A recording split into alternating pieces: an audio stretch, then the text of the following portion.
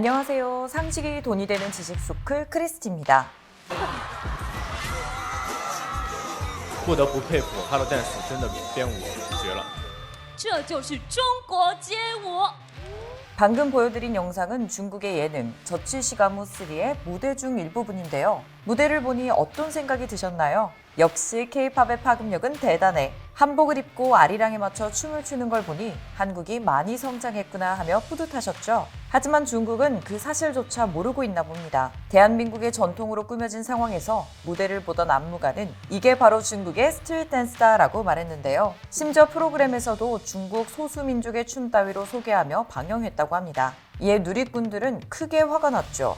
표절하길 좋아하더니 이젠 한국 전통문화까지 건드는구나. 심지어 무대 속 아리랑은 음만 딴 게 아니라 실제 한국 가사가 들리고 백댄서들은 장구까지 치고 있다. 이효리가 예명으로 마오로 지을 때 욕한 사람이 누구지? 중국은 본인 문화에 되게 자신 없나 봐 등의 반응이 나오기까지 했습니다. 아무리 남의 떡이 더 커 보이고 뛰어난 한국 문화가 욕심난다 하더라도 이번 일은 선을 크게 넘은 것 같은데요. 사실 중국은 문화 대혁명 때 자국의 수천 년의 역사를 다 불태워버렸습니다. 그런데 이제 와서 왜 한국의 문화를 훔치려고 하는 걸까요? 영상 시작 전 좋아요와 구독하기 부탁드립니다. 중국은 꽤 오래전부터 아리랑을 자국의 문화로 만들려고 시도해 왔는데요. 그들의 주장은 조선족이 중국의 소수민족이니 이들이 부르는 아리랑도 중국 문화에 해당한다는 겁니다. 그러면서 연변 조선족 자치주의 아리랑을 자국의 무형문화유산으로 등재하고 유네스코 무형문화유산으로까지 등재하려 했죠. 그 모습을 눈치챈 우리나라 정부는 2012년에 먼저 신청했고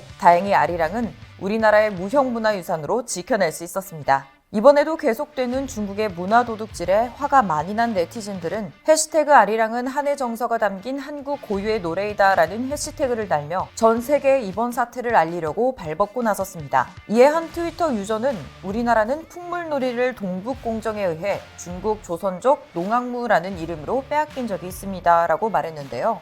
실제로 2014년 프랑스 파리에서 열린 유네스코 제9차 무형유산위원회에서 농악이 인류무형유산으로 등재되긴 했지만 2009년 중국이 중국 조선족 농악무를 인류무형유산으로 등재시켜 빠르게 날치기를 한 전적이 있었습니다. 한편 이번 사건으로 중국이 행한 음습한 도둑질에 대해 네티즌들의 제보가 여기저기 이어져 오는데요. 그 첫 번째로 한민족과 조선족의 구분입니다. 중국의 구글 검색창에 중국어로 한민족을 입력하면 화면 제일 위에 조선족 세 글자가 뜹니다. 또 한민족을 뜻하는 Koreans를 검색해도 같은 결과가 나오는데요.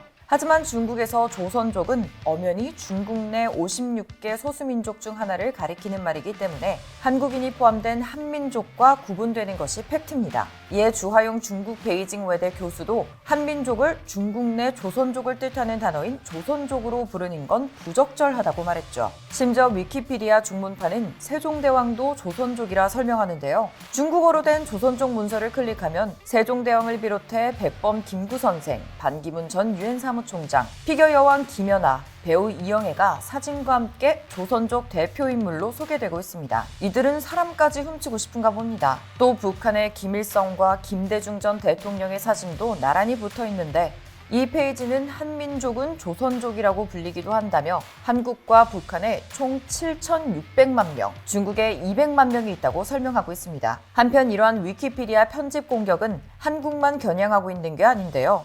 홍콩 시위, 대만 주권, 달라이라마 등 중국 네티즌들은 예민한 국제 이슈 문서마다 자국에 유리한 내용을 집어넣기 위해 문서 수정을 계속 반복했죠. 먼저 홍콩 시위와 관련해선 집회 참가자가 시위대냐 폭도냐로 중국 본토와 홍콩 네티즌 간에 수백 차례가 넘는 문서 수정 전쟁이 벌어졌고 중문판 대만 문서엔 대만은 중국의 주라는 문장을 올렸다가 대만인들의 반격으로 삭제됐습니다. 또 티베트 망명정부의 지도자인 달라이라마의 영문판 문서에는 아직도 중국인이라는 설명이 들어갔다, 빠졌다를 반복하고 있는데요. 이런 모습을 본 BBC가 중국 정부 주도하에 조직적인 수정 작업이 이뤄지고 있는 것처럼 보일 정도라 말할 정도입니다. 이렇게 야금야금 우리의 문화, 위인, 인물까지 도둑질해오며 인성에 문제가 있는 듯한 중국은 결국 한류에까지 재를 뿌렸었죠. 4년 전 중국 정부는 한국의 사드 배치가 확정된 이후 이에 대한 보복 조치로 대중매체에서 한국 콘텐츠를 지우기 위한 한알령을 시행했습니다. 한알령은 한국에서 제작한 콘텐츠 콘텐츠나 한국 연예인이 출연하는 광고 등의 송출을 금지하는 것으로 금한령이라고도 하는데요. 지금은 많이 완화되긴 했지만 2016년 당시엔 한중 합작 드라마에서 주인공이었던 한국 배우를 갑작스럽게 하차시키거나 예고 없이 중국 연예인으로 교체되기도 했고 한국 드라마 대부분이 방송 심의를 통과하지 못하는 사례가 이어졌습니다. 결국 엔터테인먼트를 비롯한 콘텐츠 제작 업체들과 중국인 소비 의존도가 높은 화장품 관련주들이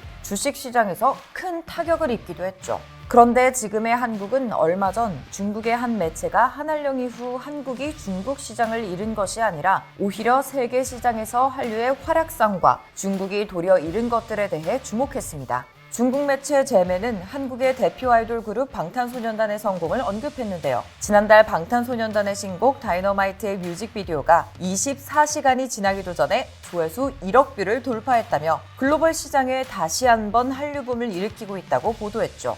실제로 한한령 이후 K-팝 가수들의 중국 본토 공연은 길이 막혔습니다. 그럼에도 한국 연예인들에 대한 중국 팬들의 사랑은 끊이질 않고 틱톡에서도 이들의 노래와 안무를 따라하는 챌린지가 이어지고 있죠. 심지어 중국 팬들은 공중파 광고, 기차 광고, 불꽃놀이, 드론쇼 등 대륙의 스케일로 한국의 스타를 추종하기도 했습니다. 또 중국 영화관에서 더 이상 한국 영화를 찾아보기 힘들게 되었지만 약 5년의 시간 동안 한국에선 부산행, 강철비, 버닝 등의 대작이 탄생했고 기생충은 칸 황금종려상과 오스카상을 휩쓸며 전 세계를 감탄하게 했습니다. 한한령 장벽이 세워진 바로 그 시점에 해외 영화제와 넷플릭스 등 스트리밍 플랫폼을 통해서 한국 드라마와 영화가 전 세계로 영향력을 확장한 겁니다. 중국 전문가들은 자국 시청자들이 더 이상 한국 드라마와 예능을 접하지 못하게 됐을 때 한국 드라마, 영화 제작사들은 넷플릭스와 협력해 시너지 효과를 내기 시작했다고 분석하고 있습니다.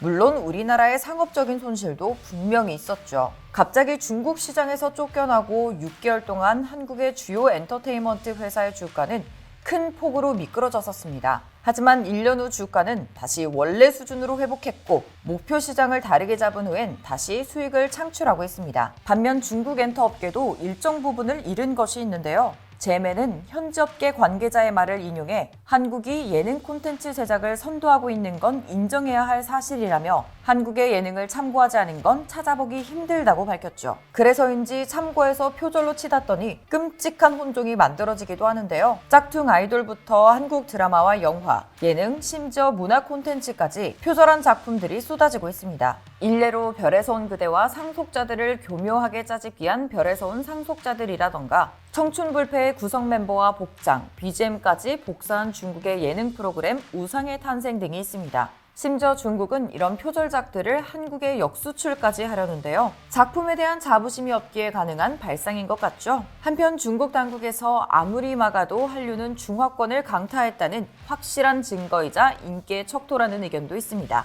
실제로 한국의 문화 콘텐츠는 중국인들이 봐도 자국에서 만들어지는 콘텐츠보다 훨씬 재밌고 더 매력적이죠. 앞서 언급한 아리랑을 포함한 한국의 문화들도 중국에게 탐스러운 문화처럼 보인다 한들 그것이 중국의 것이 될 수는 없습니다. 과거 우리의 관심이 부족해 농악이 중국 조선족 농악무로 유네스코에 먼저 등재되긴 했지만 지금은 전혀 다른 상황입니다. 지난 몇 년간 우리 국민들은 여러 국난을 함께 겪으며 대한민국, 우리의 것을 소중히 여기는 마음이 더욱 강해졌습니다.